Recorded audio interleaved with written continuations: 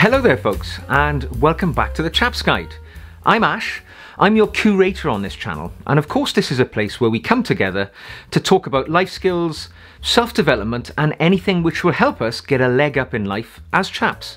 And today I want to talk to you about a subject which I'm quite passionate about because it's really helped boost my career, and that's volunteering. Now, a lot of people will already be thinking, oh God, here we go. He's not going to talk about style. He's going to be talking about something, which isn't relevant to me. And for a large part of my life, I didn't think volunteering held anything for me either. I got into it rather late. I was in my late 30s when I first started volunteering. But I can assure you, it has been one of the most significant eye-openers that I've had in my professional life, and it's given me a really strong leg up with the skills I've acquired and the prospects that has opened up for me as I head forward into life. So I want to share my journey with you and perhaps share my passion with you, and perhaps then you might see how you can find a space for volunteering in your life, because it does involve a sacrifice. That is, I'll get that out there, full disclosure straight away. Volunteering involves sacrificing something that you're doing right now to make time to do something else. But that something else is something that benefits your community and it benefits you, because a lot of people don't realize that volunteering is very much a two-way thing.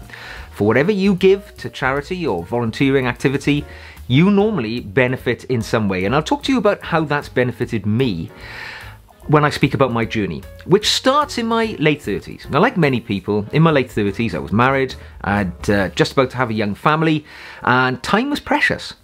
And I never really gave much thought to volunteering. However, I encountered a chap who was volunteering for an organisation called SAFA. Now, SAFA stands for Soldiers, Sailors, Airmen's Families Association. And it resonated with me because I'd been in the military as a much younger man. Joined the RAF when I was 17, stayed for 10 years, left, and embarked upon the career that I'm in now. And my military career was really easy and straightforward. It was in the Cold War period, in the late 1980s, early 1990s. There were none of the sort of high impact dynamic conflicts we've heard about in recent years. And I left largely unscathed, totally unscathed. I had no injuries, illnesses.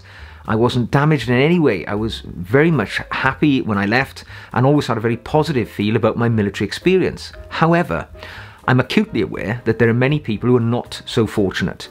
They've been badly damaged, badly affected by their military experiences. They've been very adverse in their lives. And I feel a sense of responsibility that those people have served our country.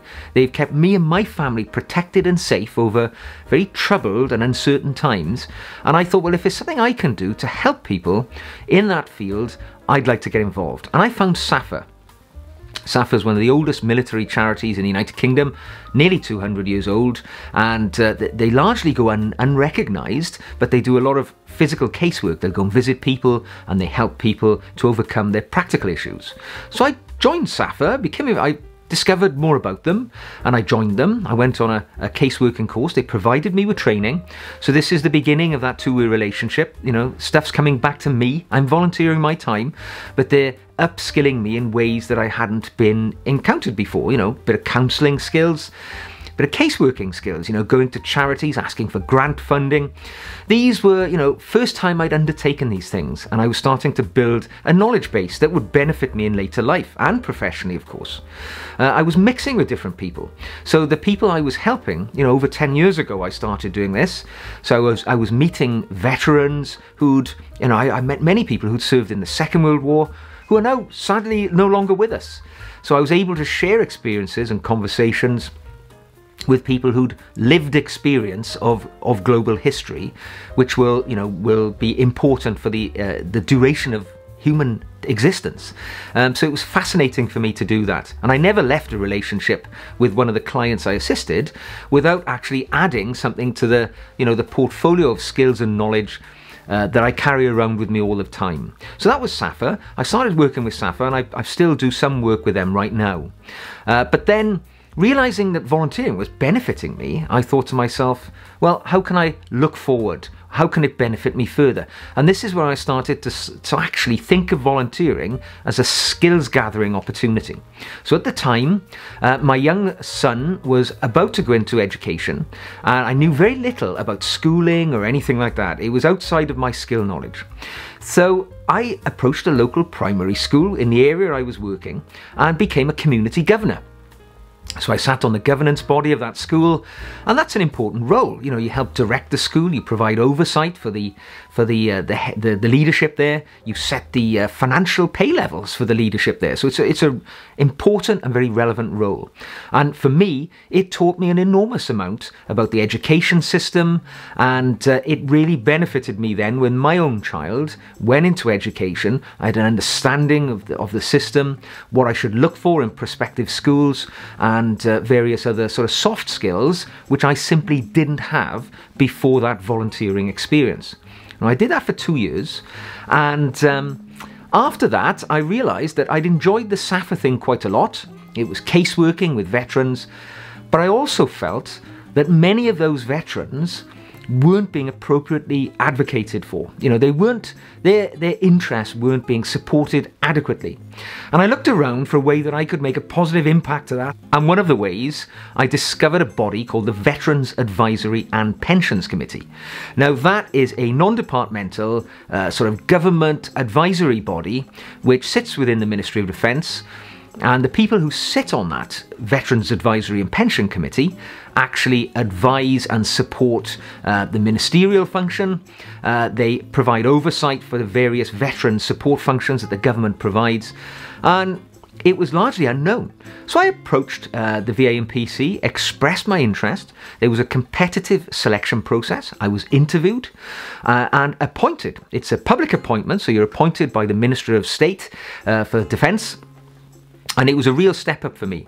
I still sit on the committee now, some 7 years later, and it's quite a light touch. You know, we meet about 4 times a year, and then in the interviewing periods, you know, there's lots of advocacy work. I arrange meetings with local councils to try and lobby in a way to boost the situation for veterans, so that in the United Kingdom we have a thing called the Community Covenant, which means that veterans and service personnel are not disadvantaged by their military service, and the VA&PC are largely charged with, you know, ensuring or supporting that takes place.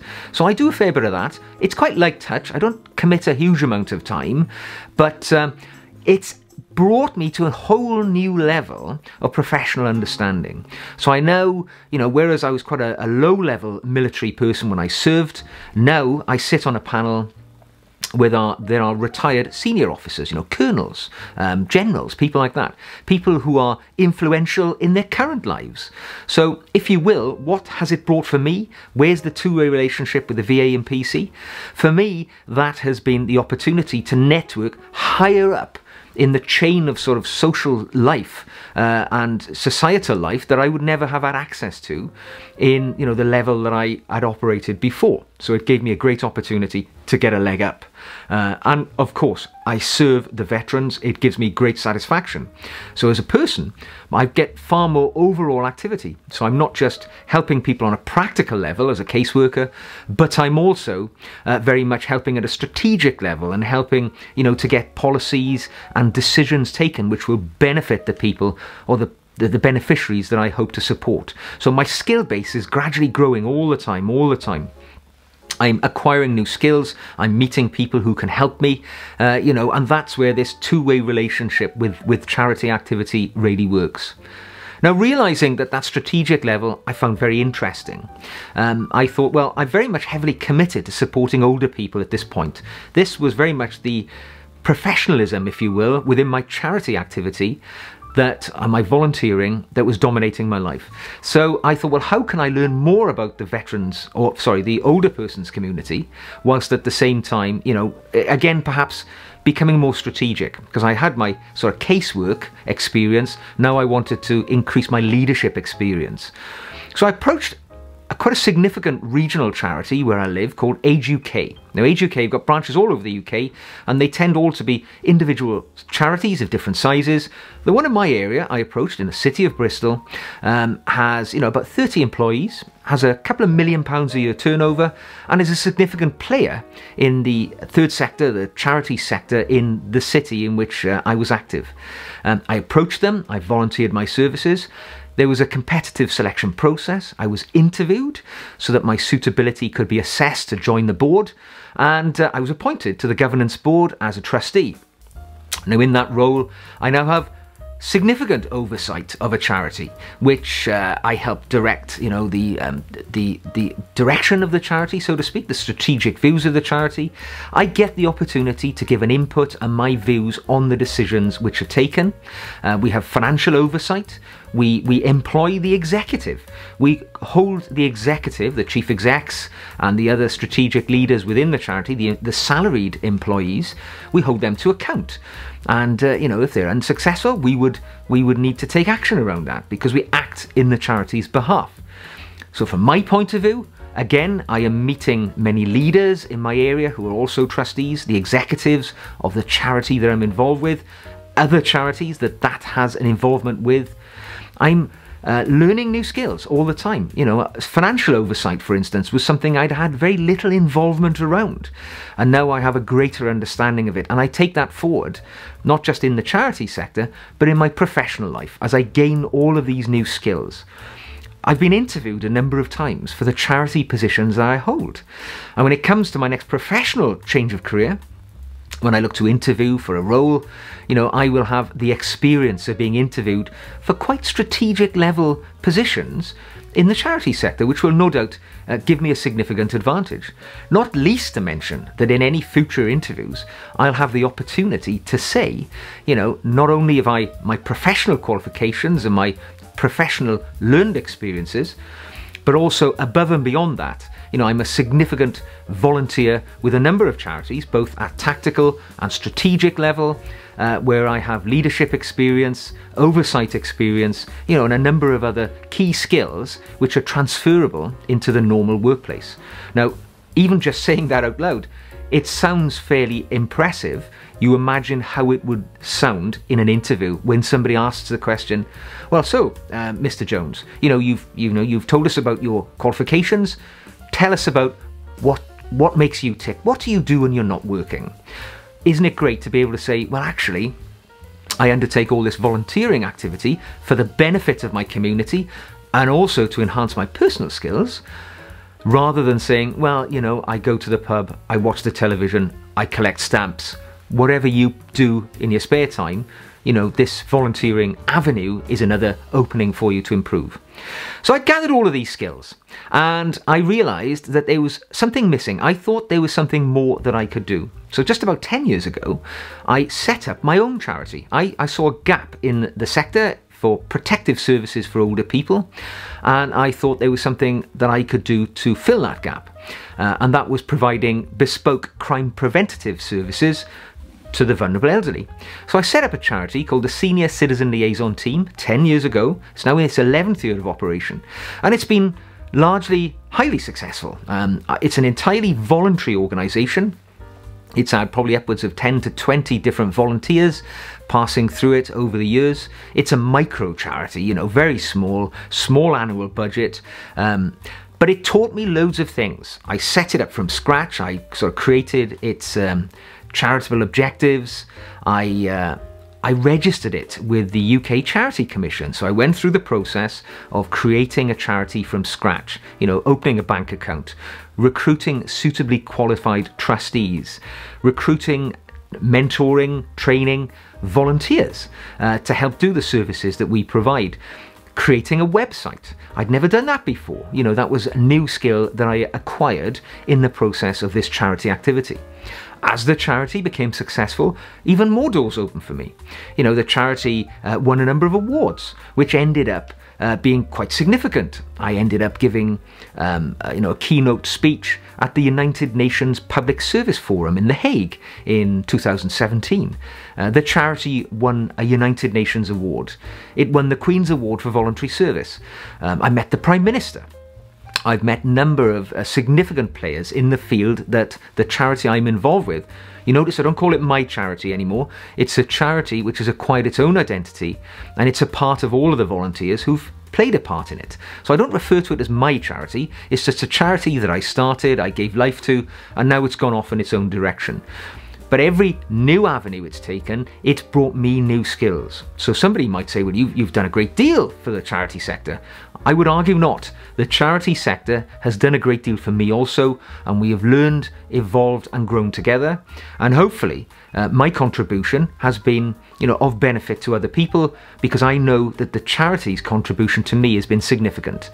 And it's helped me along in my life. It's brought me new skills, new abilities, and new attributes which I never thought I would ever find. It's tapped the skills that I were thought untappable within me. So I hope that's kind of explained to you why I think volunteering can be a massive leg up. And a lot of people will say, I haven't got the time to do it. My job commits me for 60 hours a week. Well, follow your passions. Within everybody, there is something which lights the fire within you. For me, I found it to be veterans and vulnerable older people. For you, it might be a specific type of ailment or illness. You might have had a family member who's been affected by cancer or some other less well-known medical condition. And you might feel a strong desire to raise funds for that, or to get involved with an existing charity, or even start a whole new charity like I did. It's not that difficult, it's not impossible. It takes some dedication and a bit of knowledge, but on that journey, you will grow and certainly acquire greater skills as well.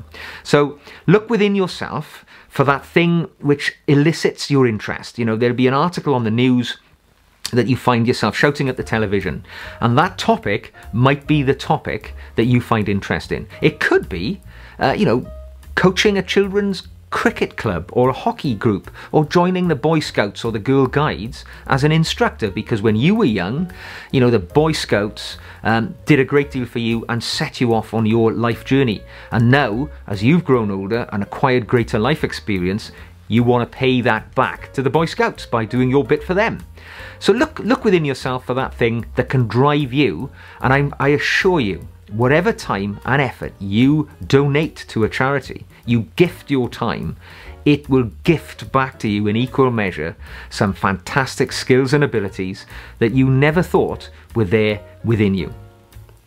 So I hope you've enjoyed listening to me today in my little home office, ranting at the camera about volunteering. If you have, please click the like button, because I love to know that you are at least enjoying or liking the material that I put out. While you're clicking that button, why not click the subscribe button as well? That way you won't miss any of the future material that I put out, which might be very similar to this.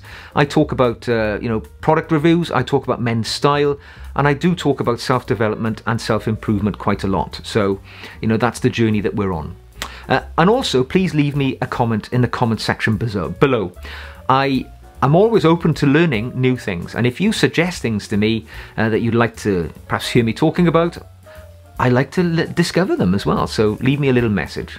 Well, thanks for listening today. I hope you've enjoyed it. I've enjoyed speaking to you. I look forward to speaking to you in the next video, and until then, please take care.